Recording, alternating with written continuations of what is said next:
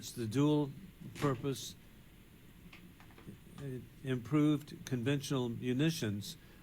However, there is a waiver available for the president that was not mentioned, that he can exercise this waiver at any time. And given the assessment that these would be effective for the people of Ukraine, for the counteroffensive, why isn't this issue addressed with a waiver immediately? Congressman, so on the issue of DPICMs, there is the question of congressional support, and certainly there is a provision for a waiver. That's absolutely accurate. But certainly the administration would want to understand, congressional sentiment on this issue before taking such a step. And then the other piece of it that I had mentioned earlier is the alliance unity piece. Since we do have a considerable number of NATO members that have signed up to the convention prohibiting cluster munitions, there are some concerns about whether this would lead to divisions. Well, hey, I want you to be aware, when you have good people, amazingly enough, like former NATO president of the NATO Parliamentary Assembly, Jerry Connolly here, he can verify to you that there's a majority in Congress that wants DPICMs to be provided. That even though there may be members of NATO that will not be supportive, it needs to be done. And for the benefit of success, we want President Biden to be successful in this initiative. And to be successful means that the people of Ukraine have the most advanced weaponry with the longest range, the most effectiveness to face a war criminal who... The mining of Ukraine, I mean, just over and over again, the war crimes that are being committed. With that in mind, also, Secretary Jones, following the 2008 Bucharest summit, Ukraine's NATO aspirations were welcomed, and a path to membership was confirmed.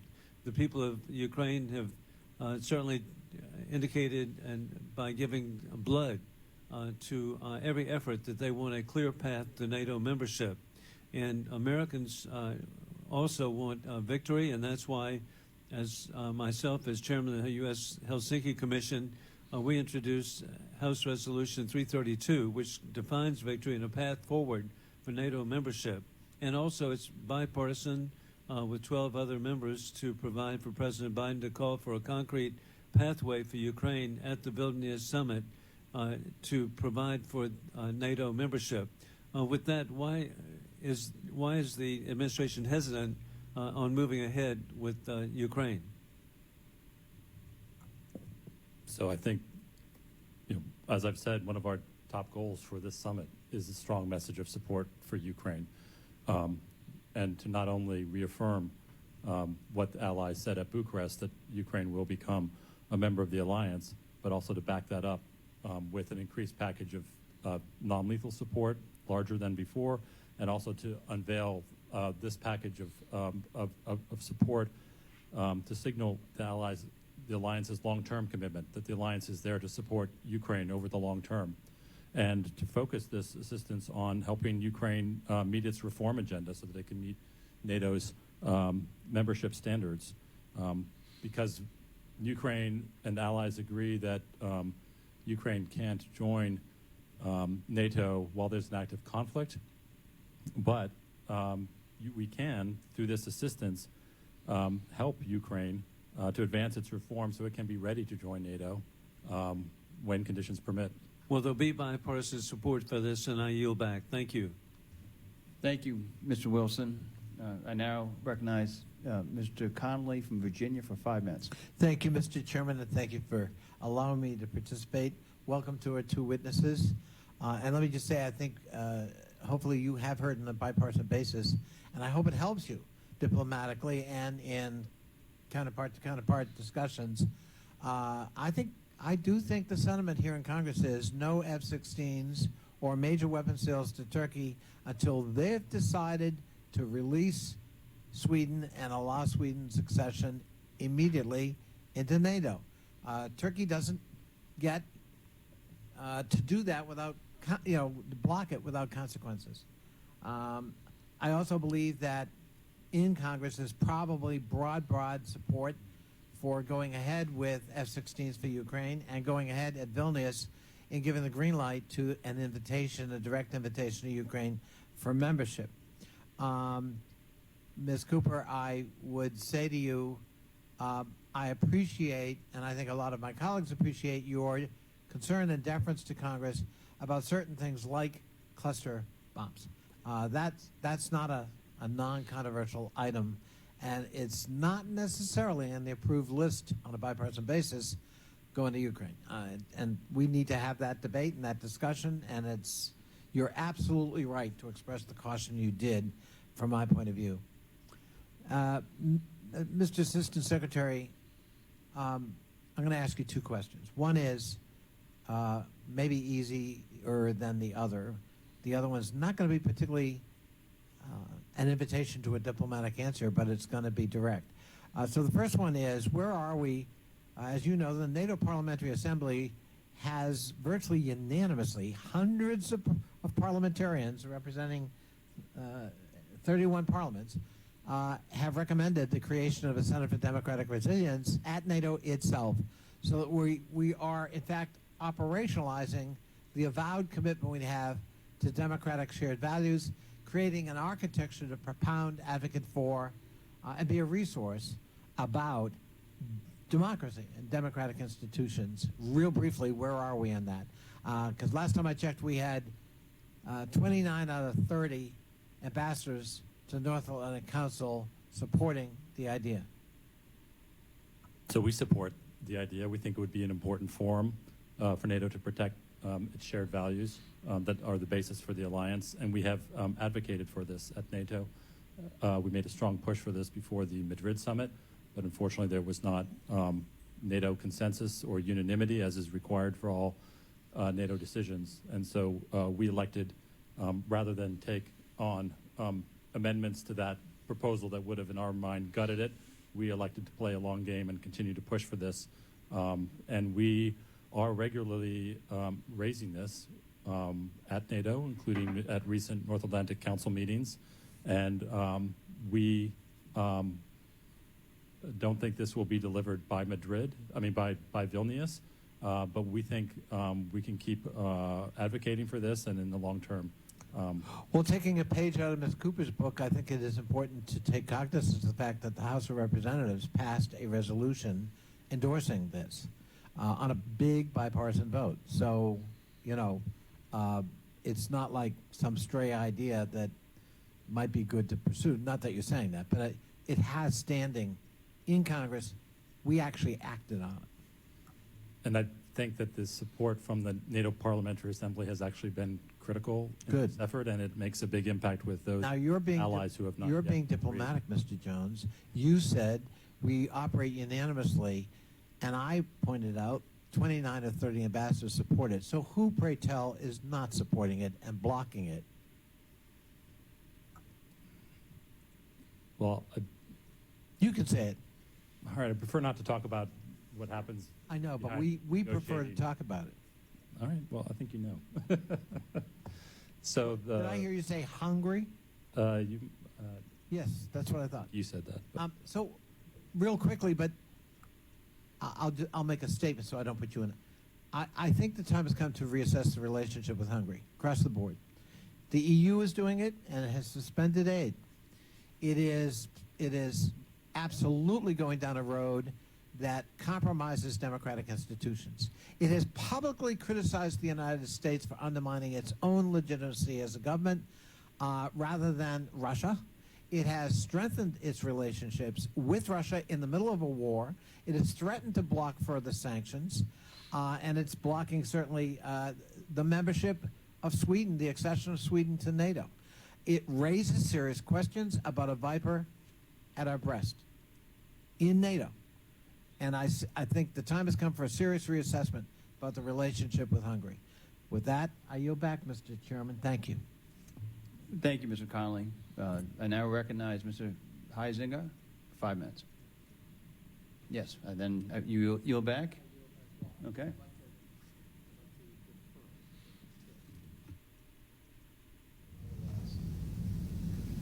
Mr. Schneider, I yield to you for 5 minutes.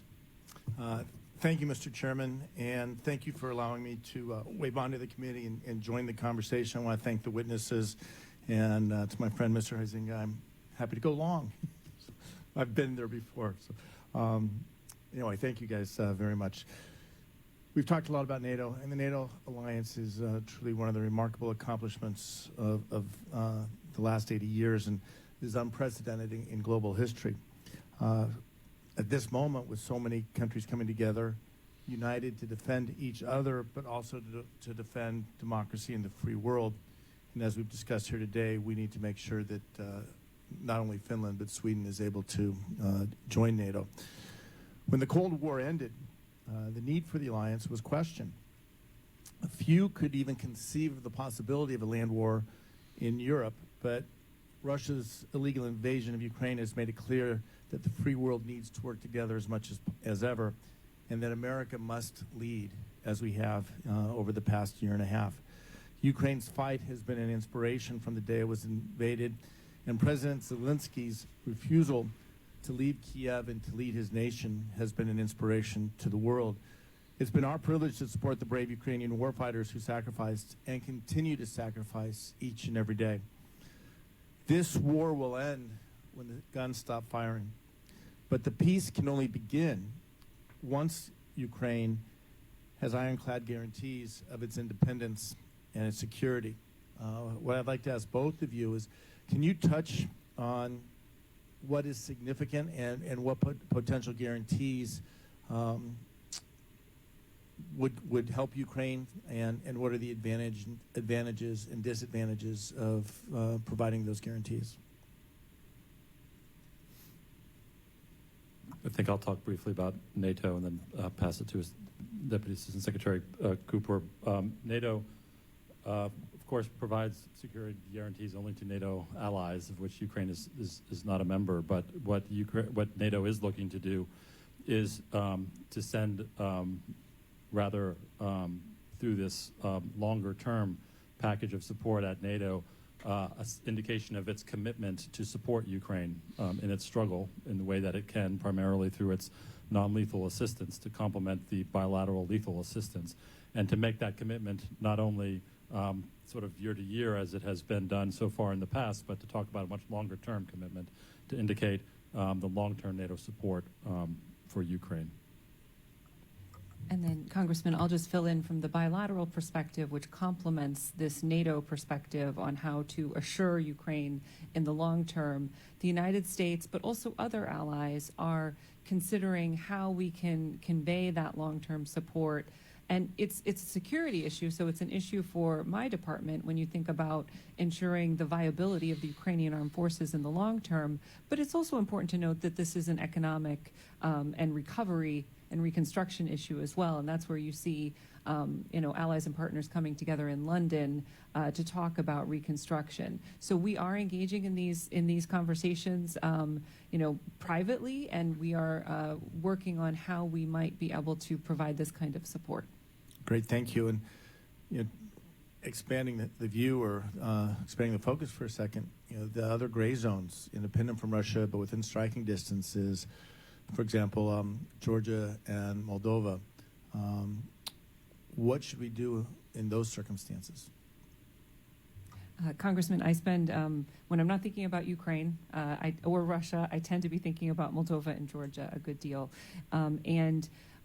What we have seen is very different in both countries, but in both cases, we have, during this period of crisis, have redoubled our effort to have strong military-to-military ties and to maintain our support for these countries to be able to defend themselves, recognizing that the threat is quite real. I'll leave it at that. Okay. Ambassador. I just wanted to add that following Russia's full-scale invasion of Ukraine, NATO realized that some of its partners were at risk to Russian malign influence, and that includes Georgia, Moldova, but also Bosnia-Herzegovina, and it has initiated tailored packages for each one to help them resist malign influence. And also, the alliance will be inviting the foreign ministers of these three countries to come to the summit, to meet with NATO foreign ministers as a sign of support for them and the special focus on them as at-risk NATO partners. Great, thank you. My red light's on, so I'm out of time, but I would be negligent if I didn't mention I am the co-chair with my friend Joe Wilson of the Bulgaria caucus, and if we had more time, we would talk about the Balkans as well. Thank you. I yield back. Thank you. The chair now recognizes Mr. Heisinger for 5 minutes. Thank you, Mr. Kane. I appreciate your indulgence in giving me a moment. I had a chance this past weekend to be in Stockholm, in Sweden, with the Transatlantic Legislative Dialogue. That, as you can imagine, fascinating time right now with what's been going on. There was members of the EU Parliament from Finland that were there, and a number of other countries. Quite a lot of conversation about Sweden's ascension into NATO. And I just want to publicly, again, state my support of that. And we hope that those that appear to be holding this back, Hungary and Turkey, that they come to their senses on this, and that they see that this would be a positive thing to have for NATO. One of the issues that I discussed at length while we were there with a number of our European colleagues was the Arctic and what was going on. Certainly with Finland and Sweden, or hopefully soon Sweden, now being a part of NATO, they are part of the Arctic Council. Russia is also a part of that Arctic Council. Incredibly, China is trying to claim near Arctic status. And seem to have a cooperation with Russia about that. In fact, these are published public facts that Canada earlier this year discovered Chinese listening buoys in Canadian waters up in the Arctic. So I've been seeing that this is not just a strategic area, valuable and ripe with valuable commodities and energy and minerals. It's also has commercial, geopolitical implications, and frankly, security implications. And it's no doubt that China has its eyes and designs on that, and in fact, it even has something called the Polar Silk Road initiative. So. It cannot be ignored that area is rising in its importance. So recently I sent a letter with the support of Chairman Kane and fellow members of this committee to Secretary Blinken, seeking states' plan to bolster our Arctic allies and partners to thwart Russia and Chinese influence in the region. Within the letter, I pointed to Finland's ascension to NATO, in addition to Sweden's pending ascension, as a marker of a fundamental shift in the Arctic. So first and foremost, and I guess this would be to you, Deputy Assistant Secretary Jones, what can NATO do to expand and strengthen our partnership in the Arctic? And is there a common understanding or a path ahead from NATO on further engagement in the Arctic region, or are there some other member nations that might take some more convincing? So I agree that the Arctic is a area of increased attention. It's growing geostrategic challenges, and it's also rising on NATO's agenda. As you mentioned, when Sweden and Finland join the alliance, then 7 of the 8 Arctic nations will be in NATO. Yeah. So that's a lot more of the Arctic in NATO. And NATO also sees rising importance there, primarily a result of Russia's increased military presence in what it calls the High North, and also China. Okay, we've got just a little over a minute now. I want to hit on a couple of other quick things. There was a 2022 report titled The National Strategy for the Arctic Region. One of the areas was sustainable development capacity. However, security capacity was not mentioned in that. And I'm trying to push on this. Is the Biden administration support the idea of an escalated involvement in the Arctic region, not just for development reasons and for sustainable development reasons, but for security reasons? You understand my distinction here, right? I mean, the security was not and military importance and security importance wasn't discussed, but there was a lot of emphasis more on sustainability. And I want to make sure that we're not just focused on sustainability and green initiatives in the Arctic. I want to make sure that we are also seeing the strategic military as well as security elements in the Arctic. So, Congressman, you know, aside from that particular document, I can just emphasize that yes, we recognize the strategic and security dimensions of the Arctic, and we have long recognized the malevolent role that Russia plays in the region, and now are very mindful of watching China's moves. So this is an occupation for the Department of Defense, and it is something that we are focused on. Okay, and I know, Mr. Chairman, my time is up, and I'd like to follow up with some written questions through the chair to you about an Arctic, unified Arctic NATO command, as well as how NATO can address the challenges from the PRC in that Arctic security, regarding Arctic security in that region. So with that, Mr. Chairman, I appreciate your indulgence and yield back. Yeah, without objection, we certainly will. With no further questions from members, I want to thank our witnesses for their valuable testimony and the members for their questions. In closing, I would like to make some brief remarks. Mr. Jones, I appreciate the steps you laid out in reaffirming NATO allies' strong support for Ukraine. However, none of the steps you outlined provide Ukraine a clear path to NATO membership when conditions allow. Only by providing a clear path can we signal to Putin that he cannot achieve his objectives on the battlefield, and he will lose this war. Our allies from Poland to the Baltic states to even now France are pushing for a clearer path. U.S. leadership is required to get this over the finish line, and I fear from what I've heard today that the U.S. may in fact be impeding this critical effort.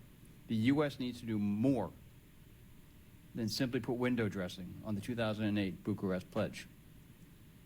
The members of the subcommittee may have some additional written questions for the witnesses, and that we will ask you to respond to these promptly in writing.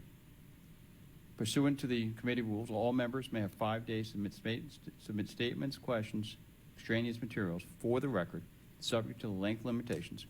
Without objection, the subcommittee stands adjourned.